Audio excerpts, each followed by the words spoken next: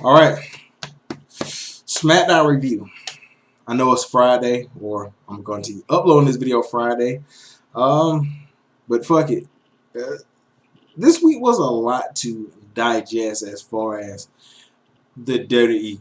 Gonna skip past Raw. Me and Tyshawn already talked about that a little bit on the Facebook page of Russell Talk Media. So I'm just gonna do SmackDown by myself and see where it takes us. So still drinking all that Coke and orange. Got like a couple more of those to go. Bought a whole case. So yeah. Anyway, so it starts off with Daniel Bryan being out there along with Shane, Stephanie, Rowan. He's sitting in the chair and they're hyping up Kofi Kingston, talking about how he's been underrated, never faded, never duplicated, blah, blah, blah, blah. Out comes Kofi and the rest of the New Day. They're excited, as they should be. Kofi's first singles match for a WWE Championship. Wow. Like, I know he's had, like, championships in the past, like, WWE Championship opportunities, but, wow. Like, really? Like, and you gotta think about it, from the time Kobe's been there, okay, let's just say, not even say from the time he's been there, to the time he's been an above-average mid-card. They've had Jack Swagger, Del Rio. Blah. They've had some guys that you could see Kofi going up against, and just now they're giving him a one-on-one opportunity to fight for the championship. Wow. Anyway, Kofi, he cuts a promo. It was pretty alright. Hyped up, saying he's excited. He's gonna beat Daniel Bryan. Whatever. Bryan signs the contract, and just as Kofi's about to sign the contract, Vince McMahon comes out. He's like, "Oh, Kofi, you've been doing great for these 11 years. You're appreciated, but I gotta find the best possible main event draw for the company. It's not personal, blah blah blah." And I'm thinking to myself, "Oh, okay." I knew Kevin Owens was coming out because I saw the clips and stuff, but just seeing it again, on the full thing with the video, is so stupid. So okay, I'm gonna take a swig of this bootleg Mountain Dew. So let me get this straight. Vince McMahon wants to replace Kofi with somebody that's going to be a bigger box office draw than him. It doesn't work. So because let's just think about the person who he's replacing with Kofi. Kevin Owens. I'm a big Kevin Owens fan. I'm a huge Kevin Owens fan. The guy has talent. He can talk on the mic. Blah blah blah blah. The last time we saw Kevin Owens, he was getting his shit pushed in by Bobby Lashley and Braun Strowman. Like, he was the guy that kept Braun Strowman start doing the run around the ring shit on. And he deserves a title shot over Kofi, who pretty much has the WWE Universe right now in the palm of his hand. Now granted, if the WWE was smart, they would have said, same scenario. They would have said, okay, Vince would have came out, did the same speech, and said, "We're going to replace you with somebody that's a big box office draw. Batista." Logical sense, crowd would have exploded, and then you still could have potentially had Kofi go over at WrestleMania, either Daniel or Batista, or both of them, and cement his place as a legit star. But instead, you say Kevin Owens, Mister, I'm getting ran the fuck over by Braun Strowman for like 3 months straight. That's really what the logic. The logic behind it made this man look stupid. The guy that just headbutted you, that's the guy. Really, it didn't make any sense. It just, anyway, damn allergies. All right, moving on past that. Good, Kofi. All right, move past that. Ah, these allergies. Oh yeah, the New Day. They look incredibly. These allergies making me talk weird, but they look extremely pissed. Kofi's not saying anything. You know, he's just looking disturbed. They're like, "It was your shot. 11 years. 11 years." Remember that Kofi's face. He's just like pissed the fuck off. Okay. So backstage, Kevin Owens, he's like, you know, I didn't like how Daniel Bryan was looking at me. So I want to tag with Kofi against him and Roman.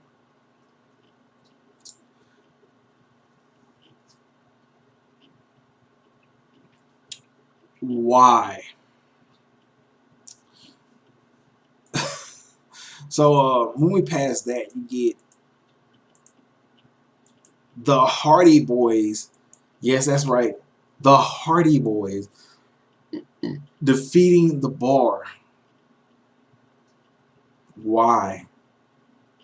Let's talk about some of the oddities of this match. So the Hardy Boys come back, reunite randomly as fuck. Matt Hardy is back in his Hardy Boy get up, even though the last time we saw him, he was Woken Matt Hardy, but he's still doing the Woken stuff, delete. But he looks like he stepped right out of 2007.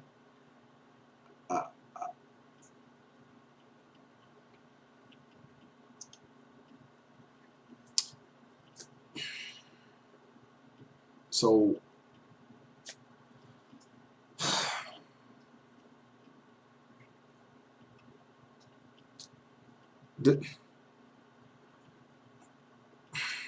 why?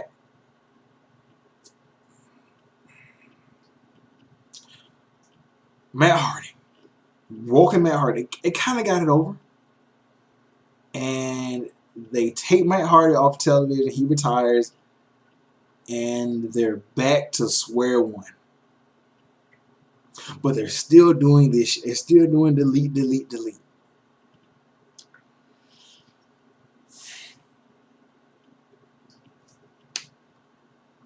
Yo, the Hardy Boys win. All right. Then we pass. Oh, you get Lana, Mrs. Like, then she used to have like a Russian accent. Now she just is completely not giving two fucks. She just come out talking regular in her regular accent, not even caring. And she walks up to Alistair and Ricochet, and she's like, Ricochet, you're nothing special, and Alistair, you're ordinary. Ooh, I'm a 1990 school bully villain. Ooh, and first of all, it's just hilarious that Lana is like she's hot, but why is she getting mic time? Like really, why? And then Ricochet, he's like, I love proving people wrong. It's the look on their faces, blah blah blah, and I just still can't believe they're cutting these diatribes with Aleister Black. And hey, Rusev will know by looking at my body. My story's written on my skin, and you'll fade to black. Word life. Wasn't the appeal of Aleister Black is that he's unemotional.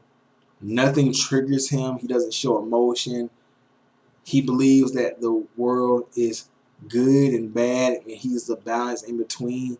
So he just goes with the flow. And you're slowly by slowly, like, just chipping away at the character. Now, to the average viewer, even myself, I'm thinking to myself, why are these two guys a fucking tag team?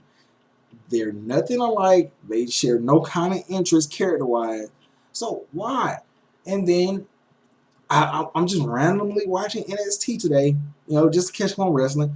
And hey, because of what happened at the Super Bowl halftime show, where it was DIY and Adam Cole, baby, versus Alistair Ricochet, and the Velveteen Dream. The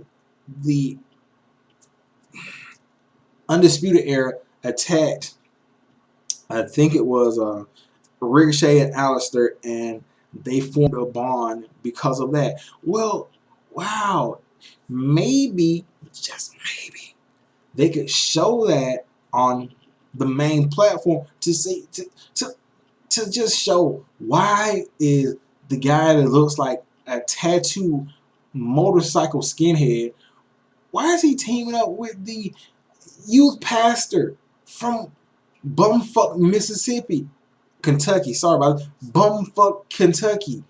Why are these two guys together? Oh, that's why, an explanation. But instead, they're just like, oh, you guys are tag team on television without any backstory, huh? Just make it work.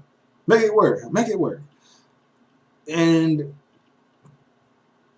I haven't even got to the match yet. But anyway, moving on past that, you get something that was really damn good. The Honky Tonk Man will be inducted into the WWE Hall of Fame. Granted, I never saw the Honky Tonk Man in his heyday. I can't really speak too much on him as a wrestler, but from the clips I've seen on this show, the guy had a lot of charisma, could work a mic, had his character now, so I can't say anything bad about the Honky Tonk Man going into the Hall of Fame. Seemed entertaining to me. So anyway, Honky Tonk Man, Hall of Fame, yeah. Back when they actually tried to get people over. Okay. Then you have I can't lie. I can't lie. I can't lie. R-Truth entertained me in this segment. Yes, I know a lot of smarts don't like R-Truth because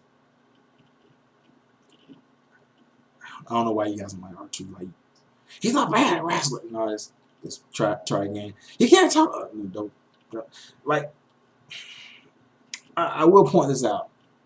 The last time you saw R-Truth, he was getting his shit pushed in by Nakamura and Rusev, and he's literally been beat silly. Like, how do you have two guys completely decimate you, and when you come back from your injuries, you're just like, I'm gonna be like John Cena. I mean, I can't lie, that line was kind of funny. He's like, I'm gonna be like my hero, John Cena. I'm gonna do an open challenge. It was entertaining, man. It was like R-Truth. The guy makes shit work. They give him trash, literal trash, and he's turning it into treasure. Outcomes. The guy with Selena Vega. Then Ray comes out, and R-Truth, he's like, man, what would John Cena do? T-shirt on the way. And Carmel's like, he would fight them both. And this man said, really? Oh man, he's brave. I can't do that. I would just tell them no thank you, no thank you. But he's like, I'm gonna be like John Cena. Match was decent for what it was. I mean, not really a bad thing to say about the match. R-Truth wins. He pins Rey Mysterio. Rey Mysterio tries to go for like a 619 on both of them. He ducks, but the guy who's with Selena Vega gets hit, and he just rolls up Rey Mysterio. So yeah, and just a thought while watching this: John Cena, do the right thing. Now that R-Truth is stealing your moves, doing like the what would John Cena do gimmick, come back at WrestleMania, like R-Truth, open challenge, U.S. title champion. Out comes John Cena out of nowhere, just open challenge. John Cena comes out. They have the match, and R-Truth pins John Cena. He pins Big Matt John. That would be awesome. And also, come on, man. You kind of owe R-Truth for the capital punishment bullshit. We all know that. So, John Cena, R-Truth, open U.S. challenge. It only makes sense. It only does. Let's see right here. Moving past that. Past that. All right. Okay. Okay. All right. Moving past. Oh, Charlotte Flair cut a promo. Who cares? Who?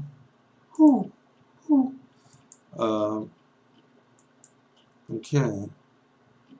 Oh, yeah, you have the Aleister Black and Ricochet versus Rusev. Aleister Black and Ricochet win. They beat Nakamura. Rusev. Oh, that was sounding me not giving a fuck. Alright, moving past that. And Rusev and Nakamura just formed a tag team, and they're already getting dunked on.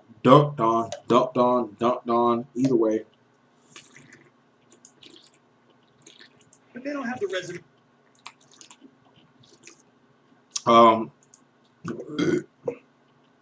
Concerned parent AJ Styles. What's up with their hair? What's up with that? The man looks like a soccer mom that smashes the head football coach, like in the back of me, man. Anyway, he's like, the reporter asked Charlie, one of the reporters, I don't know, asked him, well, you lost the title shot, you lost at whatever, and people were saying you're in a slump. He's like, it took me 15 years to get here. I fought hard.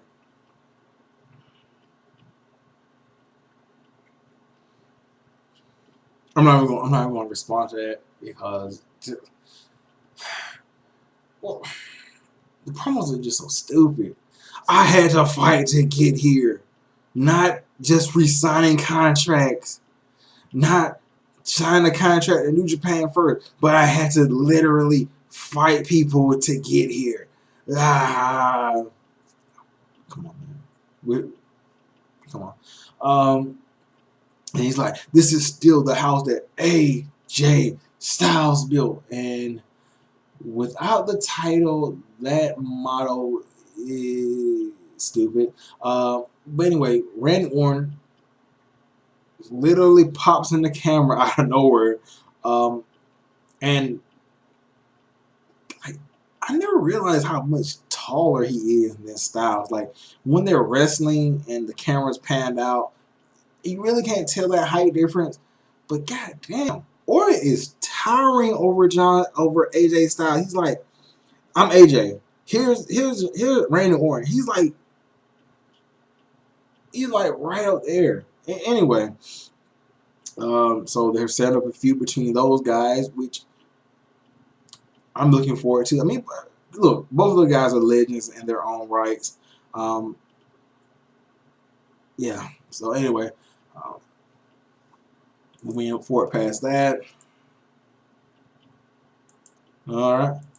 Oh yeah, the Roman Reigns cancer thing. No. Look, first of all, fuck cancer. Second of all, no, man.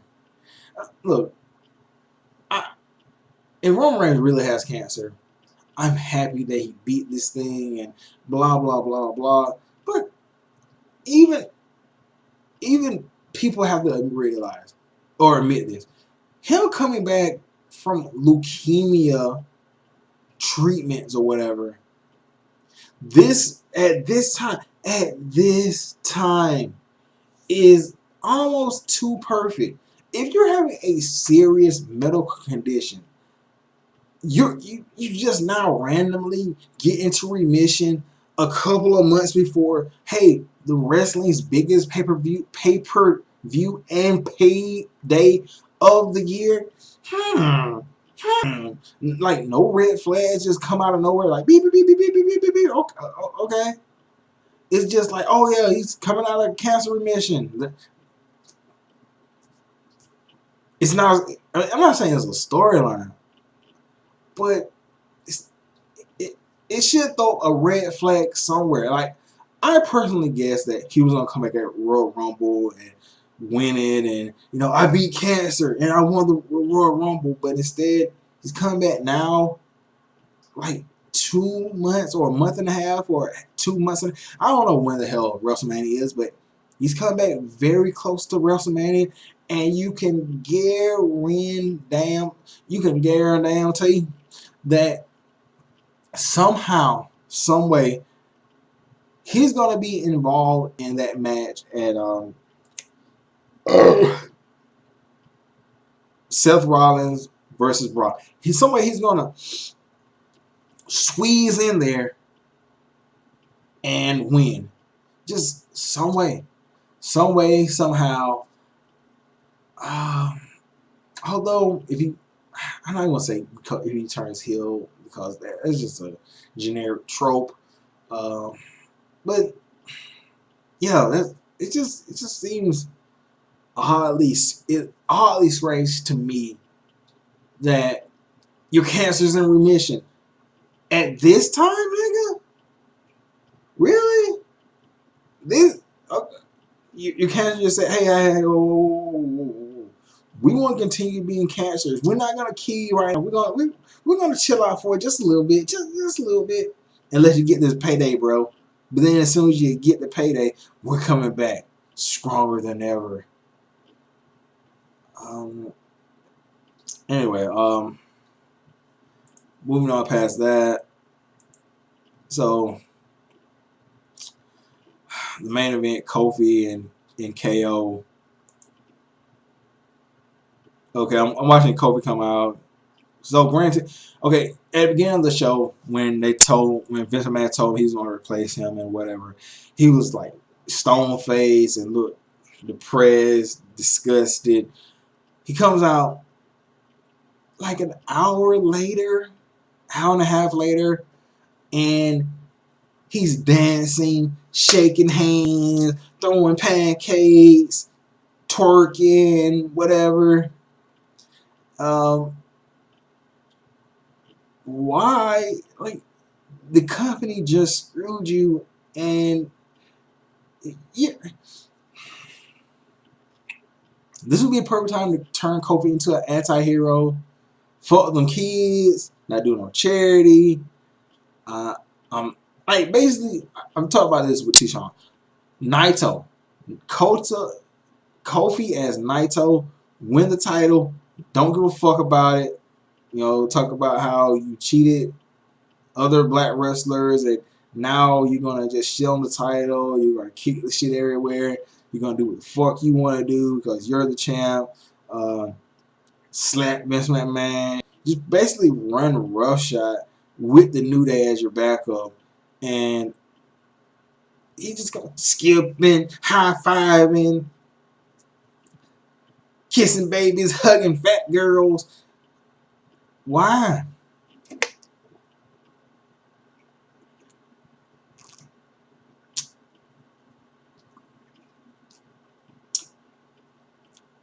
Walmart ain't shit. They take your idea, and not only do they make it just a little bit better, they make it cheaper. Oh, that's Amazon style. Like Mountain Lightning, bro.